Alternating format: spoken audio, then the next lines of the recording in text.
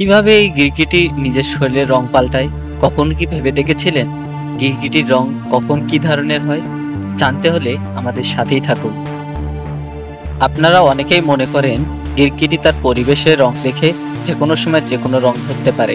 আসলে বাস্তবে এর কোনো প্রমাণ নেই। গিরগিটি মূলত নিজের শরীরের তাপমাত্রাকে নিয়ন্ত্রণ রাখার জন্য রং পাল্টায়, অথবা নিজের সঙ্গীকে আকর্ষণ দেখানোর জন্য রং পাল্টায়। আসুন জেনে আসি সায়েন্স কি বলে। গিরগিটির শরীরের কোষের ভিতর বিভিন্ন ধরনের রঙের কণা থাকে।